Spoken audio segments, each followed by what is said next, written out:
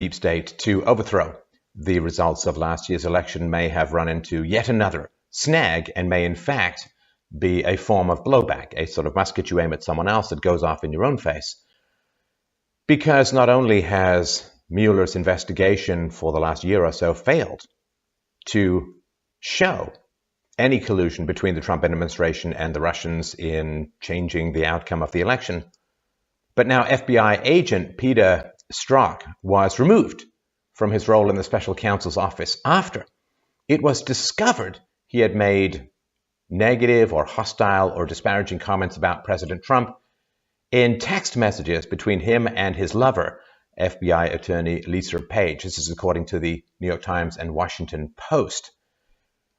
Now, we don't know what the contents were of these texts because they have not been released. Mr. Mueller and the Justice Department kept this information from House investigators despite Intelligence Committee subpoenas that required and would have exposed these texts. And they've also refused to answer questions about why Mr. Strzok was dismissed, and they've refused to make him available for an interview. I don't know, maybe they've renditioned him to Turkey or something like that. Now, Strzok, this FBI agent, is also under investigation by the Department of Justice Inspector General for his role in Hillary Clinton's email server. And this is quite a powerful thing. So he was central in the investigation into Hillary Clinton's email server. And he was the guy who previously changed former FBI Director James Comey's description of Hillary Clinton's actions to extremely careless from grossly negligent. He was the guy who changed that description. Now, legally, grossly negligent is pretty much the same as extremely careless, but careless doesn't sound legally to the average American, to the average voter. And so extremely careless is like, whoops, grossly negligent has a sort of legal air to it. And although they don't mean much in terms of difference legally, it sounds worse to say grossly negligent rather than extremely careless. So the fact that Strzok was the guy who changed that seems quite important. So he seems to be hostile to Donald Trump. He's obviously, I would assume, pro-Hillary, and therefore had a conflict of interest. Jeff Sessions will recuse himself if he once drove past the same town where the guy stayed overnight 16 years ago, apparently. But this guy, who is compromised in terms of his political allegiances, did not recuse himself. This information was not provided where it was necessary, and that is some very powerful stuff. But it goes even deeper than that. So this FBI agent, currently in the wind, Peter Strzok, was one of the two FBI agents who interviewed Flynn, which of course took place January 24th at the White House. Now, Flynn has taken a lot of heat for agreeing to speak to the FBI without his lawyer present and not, they can interview you over a couple of days or a couple of hours. And if anything changes in your story, if you tell it a slightly different way or something like that, then they can get you for lying to the FBI, which is why you see so many people when they're interviewed by the FBI or they're under oath and they say, well, what about this? What about this? And they always say, I refer you to my previous statements about this, rather than tell the story again, in which case you can be caught for using a different phrase, a different language, and so on. And so according to another source with direct knowledge of the January 24th interview, Deputy Director of the FBI, Andrew McCabe, had contacted Flynn by phone directly at the White House.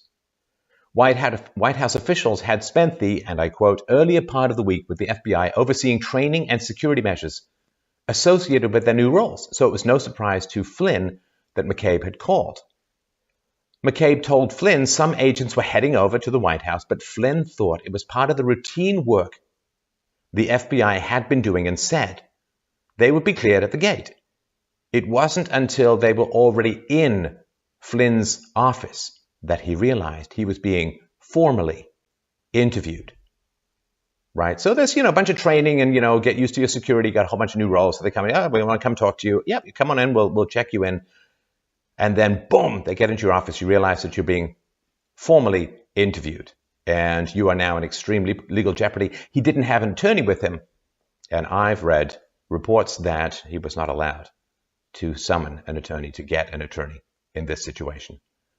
So the former U.S. intelligence official told the reporter, quote, "With the recent revelation that Strzok was removed from the special counsel investigation for making anti-Trump text messages, it seems likely that the accuracy and veracity of the 302, that's the report, of Flynn's interview as a whole should be reviewed and called into question. The most logical thing to happen would be to call the other FBI special agent present during Flynn's interview before the grand jury to recount his version." Now, you may ask, why on earth wouldn't you just record the interview? Well, it doesn't usually work that way. It doesn't seem to work that way. So what happens is you have this long-ranging interview, and then the agents say, well, this contradicted that, and therefore charged. And it's your word against theirs. It does not seem to be recorded. So why wouldn't you just listen to the recording? It's a very important legal thing. So now McCabe, right, the guy we were just talking about, McCabe, appointed to deputy director by Comey and headed up the Hillary Clinton private server email investigation. As a brand new political candidate, McCabe's wife received up to $675,000 in political donations from a Democrat political action committee, which was run by Virginia Governor Terry McAuliffe. McAuliffe, longtime close associate of Bill and Hillary Clinton, and one-time chairman of the Democratic National Committee. Now, this connection is so troubling that members of the Congressional Oversight Committee have asked McCabe to supply documents detailing his wife's financial dealings with her campaign. According to the Oversight Committee chairman, Jason Chavez, he says, "It seems like an obscene amount of money for a losing race. There are outstanding questions regarding a possible conflict of interest into this case." So, this FBI supervisor, Peter Strzok, right, changed the description, Comey's description of Hillary Clinton's actions. And he also conducted the interviews with Uma Abedin and Cheryl Mills, in which, during those interviews, they falsely claimed they didn't know about Hillary's email server when she was Secretary of State, yet they were given immunity. Interesting. There seems to be a lot of people who have been proven to have lied to the FBI, but nothing seems to happen as long as they're Democrats. Now, FBI supervisor Peter Strzok softened statements about Hillary to avoid the legal implications, interviewed Uma and Cheryl Mills with no repercussions, and signed off on the Trump-Russia investigation before being fired for his anti-Trump bias. Now, this is kind of a political nightmare for Mueller. Now, of course, FBI agents, they're adults, they have their political perspectives and opinions, but if it's this central and the bias is this strong and documentation requested was withheld, that seems like a whole different situation. Now, Mike Cernovich has said Mueller failed to disclose exculpatory material about a corrupt federal agent investigating Flynn. The plea deal was obtained via fraud, and Flynn should seek to have it voided. And it seems interesting to me that the plea deal was kind of muscled last week, and then, of course, this came out over the last day or two, and I wonder if maybe Mueller knew about it. Maybe Strzok knew about it. And that seems pretty important.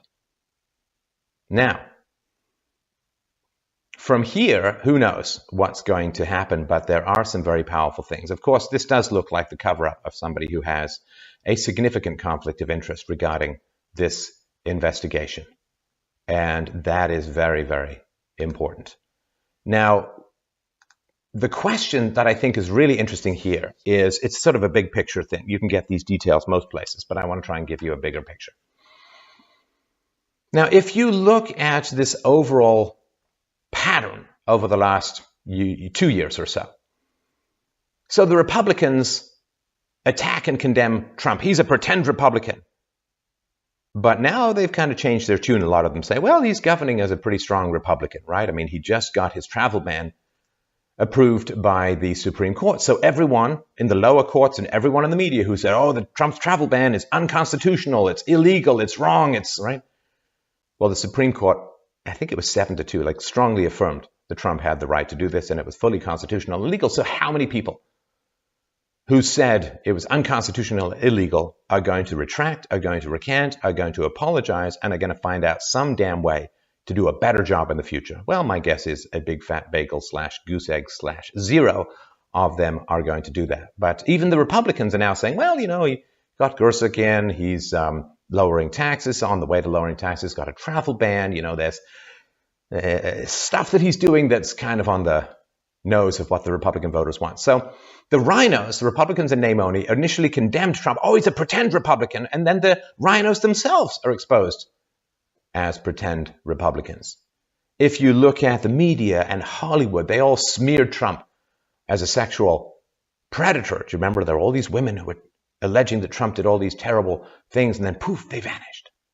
So the media in Hollywood smearing Trump as a sexual predator. And now the media and Hollywood are themselves revealed as infested with sexual predation.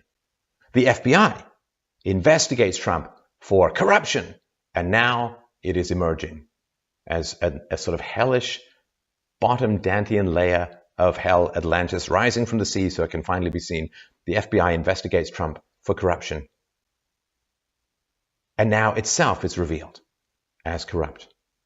I guess it's called projection, and if you notice this pattern, we can look forward to more attacks on Trump because they think they're shining a light on an evil outside their own halls, outside their own hallways, outside their own buildings, but they're not.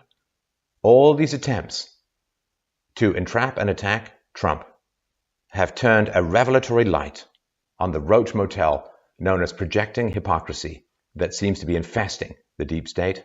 And I, for one, am really looking forward to the next round.